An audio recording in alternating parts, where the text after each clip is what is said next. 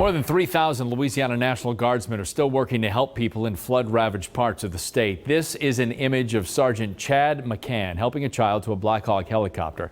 Thousands of rescues like this have happened. In some circles, the national response to this tragedy has been criticized. The president did announce this afternoon he will travel to the region on Tuesday. To speak about that and what he's seen, House Majority Whip and Louisiana Congressman Steve Scalise, thanks for being here. Good to be with you, Scott. So first, tell me what you saw today. You were in the Baton Rouge area. What did you see as you went around the area? Well, Donald Trump and Mike Pence had come in today and they'd asked me to join them. So we went and toured some of the affected areas, primarily around Central and Denham Springs. So we started in Baton Rouge, went over to Central, went to a Baptist church there where there's a lot of mission work being done. Of course, the people in that community were heavily flooded, so the church itself was flooded, and you had a lot of people not only working to get their own houses back in order, but also helping their neighbors too. And and when Donald Trump saw that, it really, that's the kind of thing that shows them what our people are all about. Unfortunately, we've had too many of these kind of experiences, but we pull together, and neighbors are helping neighbors, and we saw a lot of that, a lot of devastation, a lot of flooded homes. Kind of reminds us of the days back in 2005, but those neighborhoods took on a lot of water, and people are already gutting their houses. President Obama announced that he'll be in the Baton Rouge area on Tuesday. What is your assessment of the way the federal response has been so far?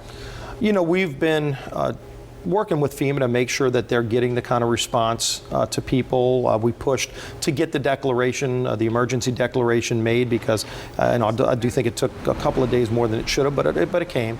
And people now are trying to find out just what kind of damage they have and what's going to be available for them under the Stafford Act to get relief. And so we're working with people already to help expedite that process.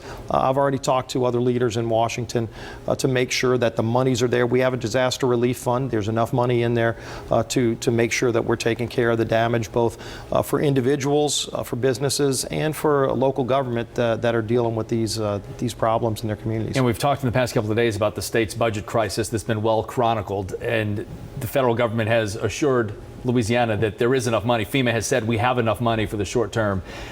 Is there enough money long term there to really help the state so that it doesn't put more of a financial strain on Louisiana? There is, and I've talked to FEMA about this, and again, I've talked to other leaders in Congress to make sure that for the current fiscal year, which goes through September 30th, we've got enough money in the disaster relief fund to get us through there, but we still don't have even early assessments. It's going to be billions of dollars, Scott, that's going to cost to get people back on their feet. And so when you look towards next year, I've already let our speaker and others know that it's going to take billions. The plan right now is to put about $7 billion. That's about the annual amount of money that we fund for disasters all around the country. But we're going to make sure the money's going to be there for this disaster so that people can get through it. And the federal government meets the obligations of what the law says. The Stafford Act is very clear for how people will get relief under the law. All right, Congressman Steve Scalise, thanks for being here. Great being with you. Hey, John.